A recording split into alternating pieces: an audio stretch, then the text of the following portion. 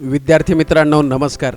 इयत्ता 12वी इंग्लिश नवीन paper pattern 2020-2021 Maharashtra शासनाने नुकताच जाहीर केला आहे. या पॅटर्नची वैशिष्ट्ये, याची ब्ल्यू प्रिंट आणि सगळ्यात महत्त्वाची गोष्ट म्हणजे यावर्षी फक्त एकच सेट आपल्याला जो आहे तो उपलब्ध असणार आहे. ABCD असे 4 वेगवेगळे सेट्स उपलब्ध असणार नाहीयेत. त्यामुळे हा नक्की न्यू पेपर पॅटर्न किंवा ॲक्टिव्हिटी शीट पॅटर्न कसा आहे याची संपूर्ण माहिती आज आपण या व्हिडिओमध्ये पाहणार आहोत. चला तर विद्यार्थी मित्रांनो अभ्यासूयात 12th English new paper pattern 2020-2021.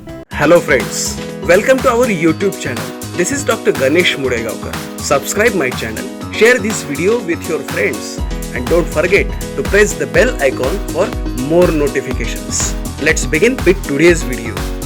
Maharashtra state board of secondary and higher secondary education Maharashtra यांनी इंग्लिश विषयाचा इयत्ता 12वीचा नवीन ॲक्टिव्हिटी शीट पॅटर्न आपल्याला या ठिकाणी उपलब्ध करून दिलेला आहे. विद्यार्थी मित्रांनो, जेव्हा एखादा क्वेश्चन पेपर आपली इंग्लिशची ॲक्टिव्हिटी शीट याचा आपण अभ्यास करत असतो, त्याचा क्वेश्चन पेपर पॅटर्न समजावून घेत असतो, तेव्हा तो पेपर पॅटर्न नक्की कसा असेल, तो क्वेश्चन पेपर नक्की कसा असेल यासाठी त्याची एक ब्ल्यू प्रिंट तयार केलेली असते आणि ही ब्ल्यू प्रिंटच ठरवत असते की पूर्ण क्वेश्चन पेपर कशा पद्धतीने असेल. That's why we need to understand the exact blueprint of this question paper, and on the basis of this blueprint they are going to evaluate our students. So let's begin with blueprint details for class 12th, that means overall evaluation of English subject for 80 marks. विद्यार्थी मित्रांनो, ही activity sheet मुख्यतः 3 sections मध्ये divide झालेली आहे.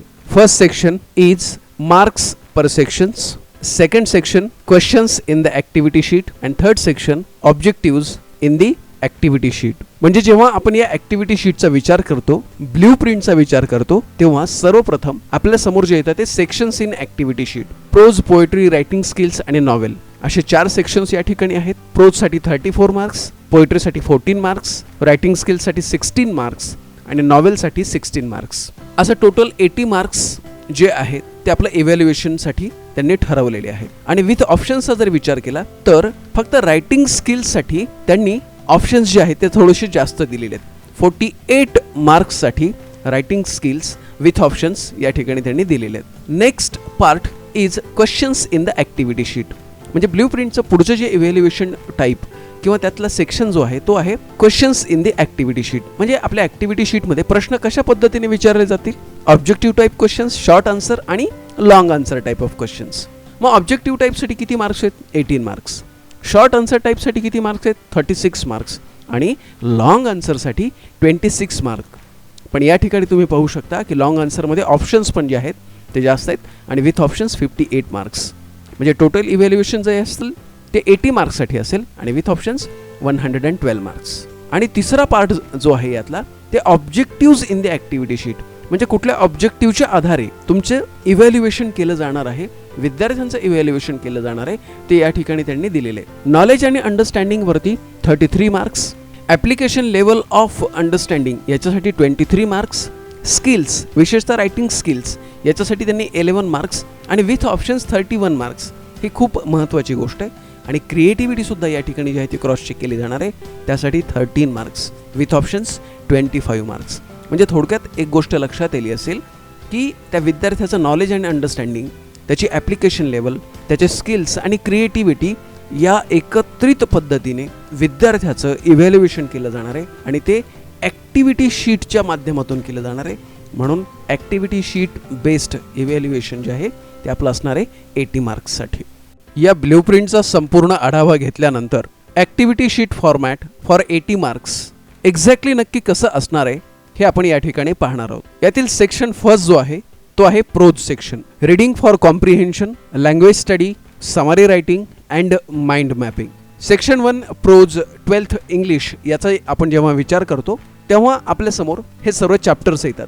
यातील तुम्हाला एक गोष्ट माहीत असेल की या पेंडेमिक सिच्युएशनमुळे 1.5 आणि 1.7 हे 2 लेसन्स यामधून जे आहे ते ओमिट करण्यात आलेले, काढून टाकण्यात आलेले. त्यामुळे कुठल्या रिमेनिंग लेसन्सचा आपल्याला अभ्यास करणं गरजेचं आहे. An astrologer's day, on saying please, the cop and the anthem, big data big insights, into the wild आणि वॉयजिंग टुवर्ड्स एक्सलन्स या 6 लेसन्सचा आपल्याला अभ्यास करणं गरजेचं आहे. आणि विद्यार्थी मित्रांनो, हे सर्व व्हिडिओज आपल्या यूट्यूब चॅनलवरती देखील उपलब्ध आहेत. तुम्ही आता त्याचा अभ्यास करू शकता. क्वेश्चन नंबर 1 जो असेल तो असेल read the extract and complete the activities given below. 12 marks साठी असणार आहे. प्रोज सेक्शन पैकी एका लेसन वरती हा या ठिकाणी विचारला गेलेला पूर्ण प्रश्न असेल. A1 जो असेल तो global understanding, A2 complex factual, A3 inference interpretation और ॲनालिसिस या पद्धतीचा प्रश्न असेल 2 मार्कांसाठीचा. सगळ्यात महत्त्वाची गोष्ट म्हणजे जिथे विद्यार्थी कमी पडतात that is personal response for 2 marks. Language study म्हणजे थोडक्यात ग्रामर 2 मार्कांचा असेल अँड वोकॅबलरी फॉर 2 मार्क्स. असा यातला जो फर्स्ट सेक्शन आहे A section, question number 1A या ठिकाणी पूर्ण होतो. अँड क्वेश्चन नंबर 1B जो आहे तो आहे language study, non textual grammar म्हणजे जे टेक्स्टबुक मध्ये नाहीये परंतु ते ग्रामर या ठिकाणी जे आहे ते क्रॉस चेक केलं जाणार आहे, तुमचं ज्ञान तपासलं जाणार आहे आणि ते 4 मार्कांसाठी असणार आहे. त्यातला बी मधला B1 जे असेल ते do as directed, transformation of the sentence, transformation करायचंय तुम्हाला सेंटेन्सचं, आणि स्पॉट द एरर B2. एक वाक्य दिलेलं असेल त्यात नक्की काय चुका आहेत हे तुम्हाला तपासून पाहिजे आणि सांगायचंय. यातील क्वेश्चन नंबर 2 जो असणार आहे तो असणार आहे read the extract and complete the activities given below for 18 marks. आणि सगळ्यात महत्त्वाची गोष्ट म्हणजे हा अनसीन एक्स्ट्रॅक्ट असणार आहे. A1 global understanding, A2 complex factual, A3 inference interpretation and analysis, A4 personal response, A5 language study, A2 A6 vocabulary. असं आहे एकूण प्रत्येकी 2 मार्कांचे क्वेश्चन्स असतील. हा फर्स्ट यातला सेक्शन जो आहे क्वेश्चन नंबर 2A हा जो असेल तो 12 मार्कांचा असेल. क्वेश्चन नंबर 2B हा रायटिंग स्किल्स वरती असणार आहे आणि त्यामध्ये समरी रायटिंग वरती 3 मार्कांचा प्रश्न असणार आहे. Write the summary of the above extract with a suitable title with the help of the given points और हिंट्स. म्हणजे समरी रायटिंगचा जो प्रश्न असणार आहे त्यासाठी तुम्हाला काही पॉइंट्स काही हिंट्स दिलेले असणार आहेत आणि त्याच्या आधारे त्या एक्स्ट्रॅक्टची समरी तुम्हाला लिहायची आणि ती 3 मार्कांसाठी लिहायची. आणि एक ॲडिशनल या ठिकाणी क्वेश्चन नंबर 2C या ठिकाणी आलेला आहे आणि तो आहे माइंड मॅपिंगचा क्वेश्चन. तो 3 मार्क्ससाठी असणार आहे. Develop a mind mapping frame design using your ideas, thoughts, concepts to illustrate to develop on the given topic. म्हणजे एक टॉपिक दिलेला असेल आणि त्यामधून तुम्ही एक माइंड मॅप जो आहे तो तयार करायचा आहे 3 मार्कांसाठी. असा हा क्वेश्चन नंबर 2 जो आहे तो question number 2A, question number 2B आणि क्वेश्चन नंबर 2C असं एकत्रितपणे तुम्हाला सॉल्व्ह करायचं आहे 18 मार्क्ससाठी. This is what your question number 2 is. Activity sheet section 2 poetry section, poetry and appreciation.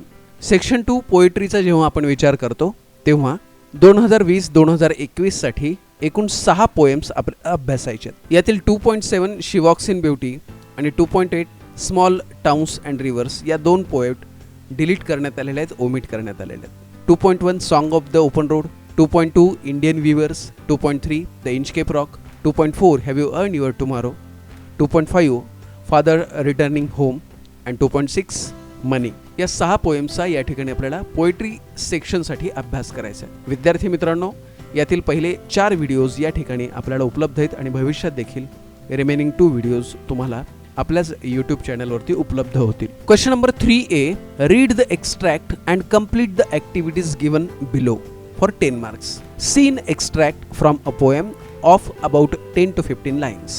A1 global understanding, A2 inference interpretative analysis, A3 personal response, A4 poetic device and A5 creativity composing 2 to 4 lines. या पद्धतीने हा 10 मार्कांचा प्रश्न असणार आहे. आणि सगळ्यात महत्त्वाची गोष्ट म्हणजे नवीन जे 9th आणि 10th ला आपण करत होतो तेच या ठिकाणी 11th ला पण आपण खरं तर हे ॲप्रिशिएट करत होतो पोएम. आणि या ठिकाणी appreciation of the poem, read the extract and write as per the instructions. आणि मग ॲप्रिसिएशन कसं लिहायचं याचे काही पॉईंट्स आपल्याला दिलेले असतील आणि यासाठी पण तुम्हाला 10 ते 15 लाईन्स या ठिकाणी दिलेले असतील. सगळ्यात महत्त्वाची गोष्ट म्हणजे जी पोएम तुम्हाला क्वेश्चन नंबर 3A मध्ये विचारलेली आहे ती क्वेश्चन नंबर 3B मध्ये न विचारता नवीन पोएम, नवीन एक्स्ट्रॅक्ट या ठिकाणी दिलेलं असेल. This is what your question number 3A and question number 3B. Activity sheet section 3 writing skills. विद्यार्थी मित्रांनो, सेक्शन 3 रायटिंग स्किल्समध्ये आपल्याला 11th स्टँडर्ड आणि 12th स्टँडर्ड अशा दोन्ही वर्षाच्या रायटिंग स्किल्सचा एकत्रित या ठिकाणी अभ्यास करायचा आहे. 11th स्टँडर्डमध्ये आपण expansion of ideas, blog writing, email writing, interview, film review आणि द आर्ट ऑफ कम्पेअरिंग याचा विचार केलेला होता. 12th स्टँडर्डमध्ये आपण summary writing, mind mapping, note making, statement of purpose, drafting a virtual message, group discussion या सर्व writing स्किल्सचा अभ्यास केलेला आहे. आणि आपल्या याच व्हिडिओच्या डिस्क्रिप्शन बॉक्समध्ये या सर्व व्हिडिओची, सर्व रायटिंग स्किल्सच्या व्हिडिओची लिंक उपलब्ध असणार आहे. तुम्ही हे सर्व व्हिडिओज या ठिकाणी पाहू शकता. Section 3 writing skills. Question number 4. Complete the activities as per the instructions given below for 16 marks. A. Drafting virtual message और स्टेटमेंट ऑफ पर्पज और ग्रुप डिस्कशन. म्हणजे या 3 पैकी एक रायटिंग स्किल तुम्हाला कंप्लीट करायचे 4 मार्कांसाठी. Question number 4 B. Email writing, report writing, interview. या ईमेल पैकी, रिपोर्ट रायटिंग पैकी आणि इंटरव्ह्यू पैकी एक रायटिंग स्किल कंप्लीट करायचे 4 मार्क्ससाठी. Question number 4 C. Speech writing, an art of compering, expansion of ideas. यापैकी एक रायटिंग स्किल कंप्लीट करायचे 4 मार्कांसाठी for 4 marks. And question number 4 D. Film review, blog writing and writing an appeal for 4 marks. असा हा question number 4 4 सेक्शनमध्ये असेल with options आपल्याला या ठिकाणी अवेलेबल असेल. सगळ्यात महत्त्वाची सूचना, note in A, B, C and D paper setter should frame activities on all types in each set as options. Students are required to attempt any one activity from each set. म्हणजे थोडक्यात तुमच्या लक्षात आली असेल की तुमच्यासमोर फक्त virtual मेसेजचा, स्टेटमेंट ऑफ पर्पजचा, ग्रुप डिस्कशनचा एवढाच प्रश्न असेल असं नाही. प्रत्येकावरती प्रश्न उपलब्ध असणारच आहे आणि प्रत्येक सेक्शन म्हणजे याचे सबसेक्शन ए, बी, सी, डी याचा जर विचार केला तर त्या प्रत्येकावरती प्रश्न आहे. म्हणजे थोडक्यात काय की फक्त व्हर्च्युअल मेसेजवरती प्रश्न नाही ते विचारणार, स्टेटमेंट ऑफ पर्पजवर पण असेल, ग्रुप डिस्कशनवरती पण असेल. क्वेश्चन नंबर 4 बीचा विचार केला तर ईमेलवर पण असेल, रिपोर्टचा पण असेल, इंटरव्ह्यूचा पण असेल. सी वरती स्पीच, कम्पेअरिंग, एक्सपान्शन ऑफ आयडियावरती असेल. आणि डी वरती review of film, blog writing आणि अपील यावरती पण असेल. म्हणजे थोडक्यात काय हे सर्व प्रश्न तुमच्यासमोर उपलब्ध असतील. त्यापैकी तुम्हाला 4 रायटिंग स्किल्स कंप्लीट करायच्यात 16 मार्क्ससाठी. This is what your writing skills section. Activity sheet section 4 literary journal novel. In section 4 basically 4 major parts are there. 4.1 History of the novel, 4.2 To Serve with Love by E.R. Brathwaite, 4.3 Around the World in 80 Days by Jules Verne, and 4.4 The Sign of 4 by Sir Arthur Doyle. 3 novel आणि history of the novel याचा आपल्याला section 4 मध्ये अभ्यास करणं गरजेचं आहे आणि यावरतीच आधारित असणार आहे आपला section 4. Section 4 question number 5A. Complete the activities given below as per the instructions for 4 marks. Activities on history of novel for 2 marks. First question. And second, activities on history of novel, English novel, 2 marks. Activities to be framed on multiple choice questions. Match the columns.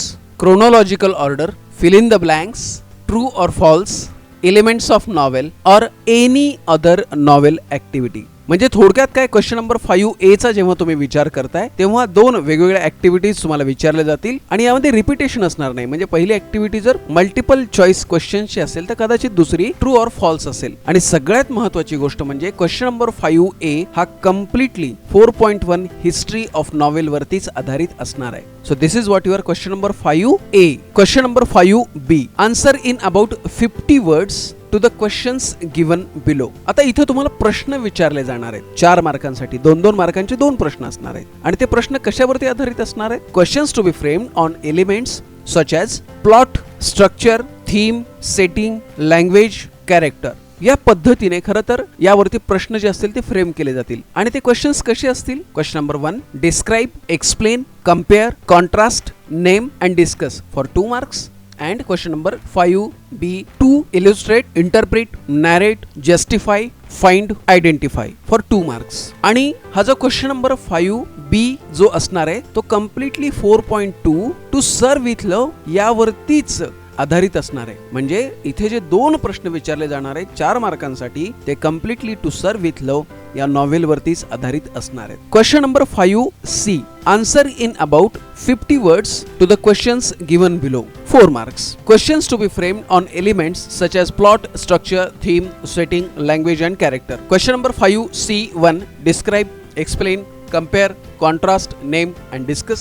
And question number 5C2 illustrate, interpret, narrate, justify, find, identify for 2 marks. म्हणजे या पद्धतीने हे दोन प्रश्न असतील. आणि सगळ्यात महत्त्वाची गोष्ट म्हणजे क्वेश्चन नंबर 5C हा कम्प्लिटली डेडिकेटेड असेल 4.3 around the world in 80 days या नॉवेल वरती, आणि तो असेल 4 मार्कांसाठीचा. And finally question number 5D answer in about 50 words to the questions given below. Questions to be framed on elements such as plot, structure, theme, setting, language and character. आणि हा जो question number 5D आहे त्यामध्ये परत 4 मार्कांसाठी 2 प्रश्न असणार आहेत. Describe, explain, compare, contrast, name and discuss for 2 marks. And question number 5D2 illustrate, interpret, narrate, justify, find and identify. म्हणजे क्वेश्चन नंबर 5D मध्ये 2 प्रश्न 2-2 मार्कांचे असणार आहेत 4 मार्कांसाठी. आणि परत क्वेश्चन नंबर 5D हा जो असणार आहे तो कम्प्लिटली 4.4 द साइन ऑफ 4 यावरतीच आधारित असणार आहे.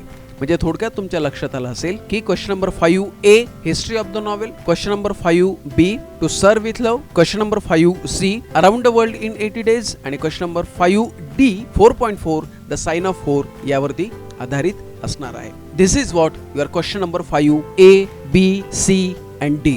विद्यार्थी मित्रांनो, या ज्या इन्स्ट्रक्शन्स आहेत पेपर सेटरसाठी त्या शिक्षकांसाठी जशा महत्त्वाच्या आहेत तशा तुम्ही पण ते समजावून घेणं गरजेचं आहे. Question number 1 to question number 4 are purely activity based questions. म्हणजे आपण पण ही गोष्ट लक्षात ठेवायची आहे. ग्रामर ॲक्टिव्हिटीज ज्या असणार आहेत त्या खरं तर तुम्हाला वेगळ्या पद्धतीने या ठिकाणी विचारल्या जाणार आहेत. थोडक्यात काय त्या फंक्शनल टाईपच्या असतील. माइंड मॅपिंगमध्ये सुद्धा तुम्हाला वेगवेगळ्या पद्धतीने तुमची जी क्रिएटिव्हिटी आहे ती तुम्हाला दाखवायची आहे. त्यानंतर ॲक्टिव्हिटीज ज्या असणार आहेत ते वेगवेगळ्या पद्धतीने येणार आहेत, ते रिपीट होणार नाही आहेत, विशेषतः नॉवेल सेक्शनमध्ये. आणि सगळ्यात महत्त्वाची गोष्ट म्हणजे क्वेश्चन नंबर 5 नॉवेल सेक्शनमध्ये जे आहे ते आपल्याला मेमरी बेस्ड क्वेश्चन्स असणार आहेत. त्यामुळे तुम्हाला प्रत्येक गोष्ट जी आहे ती व्यवस्थितरित्या लक्षात ठेवायची आहे. प्रत्येक गोष्टीचा व्यवस्थितरित्या अभ्यास करणं गरजेचं आहे. आणि म्हणून या इन्स्ट्रक्शन्स जशा शिक्षकांसाठी गरजेच्या आहेत तशा तुम्हाला सुद्धा ह्या गोष्टी लक्षात येणं गरजेचं आहे. So these are the instructions. विद्यार्थी मित्रांनो, मी तुमच्यासाठी खास इयत्ता 11वी इंग्लिश आणि 12वी इंग्लिशचे सर्वच व्हिडिओ माझ्या या यूट्यूब चॅनलवरती तयार करतो आहे. तुम्हाला वेळोवेळी हे व्हिडिओज या ठिकाणी मी पोस्ट करताना दिसतही असेल. तुम्हाला जर हे व्हिडिओज आवडले असतील तर तुम्ही तुमच्या सर्व विद्यार्थी मित्रांसोबत शेअर करायचे. हे चॅनल तुम्ही जर अजून सबस्क्राईब केलं नसेल तर चॅनल सबस्क्राईब करायचं आहे. आणि सगळ्यात महत्त्वाची गोष्ट म्हणजे या व्हिडिओच्या डिस्क्रिप्शन बॉक्समध्ये तुम्हाला आत्तापर्यंत तयार केलेल्या सर्व व्हिडिओच्या लिंक्स उपलब्ध आहेत. तिथे जाऊन तुम्ही सर्व व्हिडिओज आणि त्याच्या लिंक्स पाहू शकता आणि आपले कमेंट्स देखील या व्हिडिओजवरती देऊ शकता. Thank you so much.